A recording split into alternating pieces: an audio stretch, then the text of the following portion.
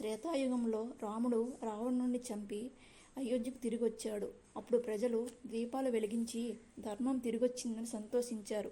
ద్వాపర యుగంలో శ్రీకృష్ణుడు నరకాసురుని సంహరించాడు. అప్పుడు ప్రజలు చీకటి పోయి వెలుగొచ్చిందని సంతోషించారు.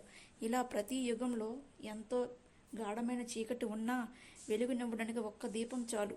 అదే దీపావళి సందేశం. ఇప్పుడు ఆ చీకటి బయట కాదు, మన మనస్సులోనే ఉంటుంది. అసూయ, అహంకారం, కోపం, భయం ఇవన్నీ మనలో ఉన్న చీకటి. వీటిని తొలగించాలంటే ప్రేమ, కృతజ్ఞత, మంచితనం, ధైర్యం ఇలాంటి దీపాలు వెలిగించాలి. ఇంకో విషయం, దీపావళి అంటే వెలుగుల పండగే కానీ పేలుళ్ళ పండగ కాదు, బాంబులు కాదు. దీపాలు వెలిగించి పరిసరాలను కాపాడుకుందాం.